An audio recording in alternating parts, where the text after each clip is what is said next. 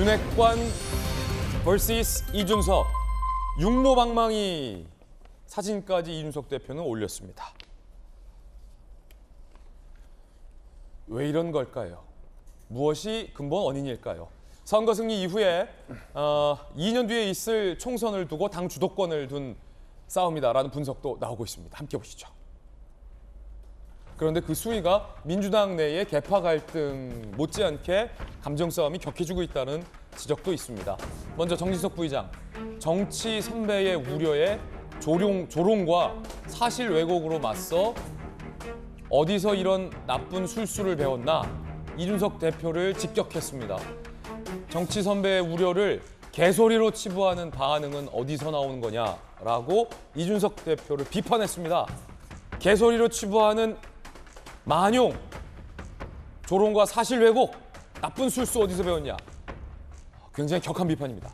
그러자 이준석 대표, 3일 뒤면 취임 1년이다. 1년 내내 흔들어 놓고 무슨 싸가지를 논하냐. 역시 표현이 격합니다. 왜 여기서 싸가지 논하냐. 자신들이 대표 때리면 혼수고 대표가 반박하면 내부 총질이라 한다. 라고 강력히 반발하고 있습니다. 급기야 이준석 대표는 정진석 부의장을 겨냥해서 육모 철퇴 사진을 올렸습니다. SNS에. 그 사진 함께 보시죠.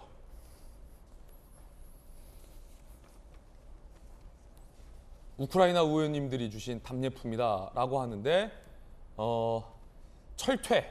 육모 철퇴 사진까지 이준석 대표는 정진석 의원을 겨냥해서 사진을 올렸습니다. 야, 지금 이 감정 싸움이 격해지고 있습니다.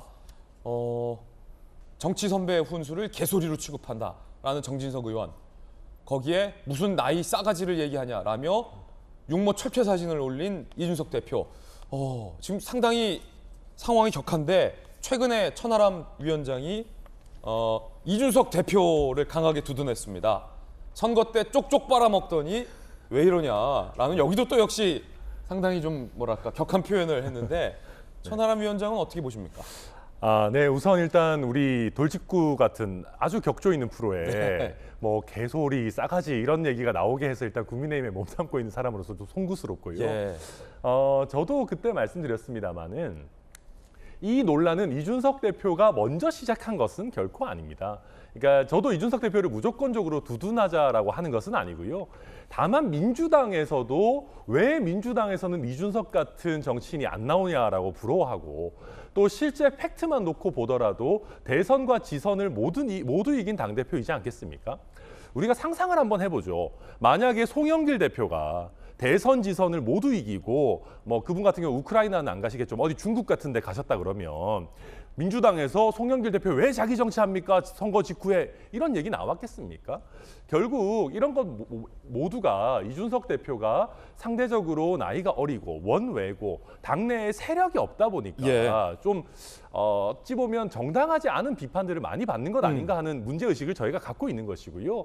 다만 한 가지 제가 송구스러운 것은 제가 혁신위원으로 이렇게 내정됐다라고 한 시점에 너무 강하게 이준석 대표 측의 입장을 마치 대변하는 것처럼 보였기 때문에 저희 혁신위 전체가 마치 친이준석 조직인가 아닌가라는 오해를 산 점에서는 제가 지혜가 다소 부족했던 것 같고 그 점에 대해서는 각 최고위원들이 서로 다른 혁신위원, 서로 다른 색깔의 혁신위원들을 임명하는 시스템이기 때문에 혁신위가 무슨 이준석 조직이다 이런 것은 전혀 말이 안 된다. 조금 더 지켜봐 달라 이런 말씀을 드리고 싶습니다. 천하람 위원장의 혁신위원회 이야기입니다. 전재수 의원께서는 앞선 출연해서 이준석 대표의 우크라이나 행위에 대해서 강력히 비판을 하셨어요. 어찌 보면 정진석 의원의 비판과 궤를 같이 했는데 지금 우리 천하람 위원장은 아니 선거 때 이렇게 쪽쪽 빨아놓고 왜 이러냐, 송영길이었어도 이럴 거냐라고 지금 강력 반발하고 있어요. 지금 두 사람 사이에는 뭐 개소리다, 싸가지다 이런 얘기도 나오고 있고 어떻게 보십니까? 일단은 이게 지방선거, 대통령 선거를 연성을 했지 않습니까? 연성을 하고 난 뒤에 기본적인 이 싸움의 본질은 제가 볼 때는 이제 당내 권력투쟁 같습니다. 총선이 곧 다가오고 그렇기 때문에 본질은 권력투쟁인데 근데 싸움의 양상은 이제 다르게 전개되는 것이죠. 저는 제가 볼 때는 기본적으로 이제 정치권이 쓰는 정치적 언어가 우리 국민들에게 어떤 희망의 언어는 되지 못할지언정 최소한 지금 경제적으로 어렵고 여러 가지 문제가 있는데 위로의 언어는 돼야 된다고 생각을 하는데 개소리니 무슨 뭐 이런 것들이 이제 난무하는 게 여야를 막론하고 좀 아쉽다 이런 말씀을 먼저 드리고 정진석 국회 부의장님의 지적은 당내 권력 투쟁이든 뭐든 다 떠나가지고 상당히 일리 있는 지적입니다. 정진석 의장의 지적이 맞다. 예, 왜 그러냐면 지금 이제 우크라이나를 방문을 했는데 우크라이나에 대해서는 한국 정부와 외교부가 인도적 지원을 포함해가지고 비군사적 지원을 지금 하고 있거든요. 예.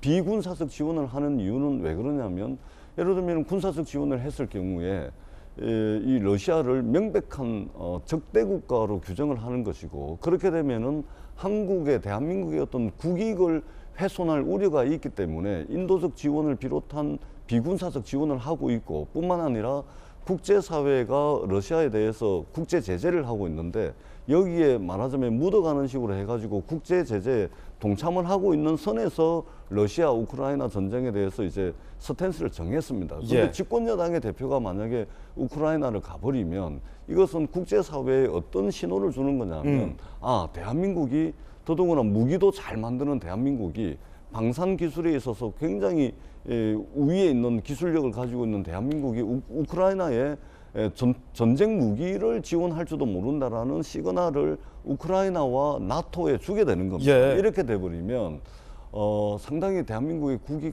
국익을 훼손할 우려가 있습니다. 더더구나 한반도에서 비상사태가 발생을 하게 되면 한반도 주변국이 문제를 함께 논의를 하는 장인 이전에 육자회담이 있었습니다. 이 육자회담은 알겠습니다. 러시아가 육자회담 당사국이기 때문에 러시아가 한반도 문제에 한국을 적으로 돌릴 가능성이 그렇기 있기 때문에 이 대표의 우크라이나 행은 성급했다. 그렇기 때문에 정진석 예. 의장의 발언은 상당히 일리 있는 지적인데 저걸 그냥 받아들이면 되지 또 공격적 성향을 또 이렇게 내보이면서 이 어떻든 뭐 이게 싸가지부터 시작을 해 이런 발언을 하는 것은 우리가 집권 여당으로서 품격을 좀 지켜야 되지 않나 이렇게 생각합니다. 잠시만요. 자, 지금 우크라이나 행을 간 것은 성급하다. 그리고 아무리 당대표지만 싸가지 우는 아니면 뭐 육모 철퇴 사진을 올린 것은 부적절하다.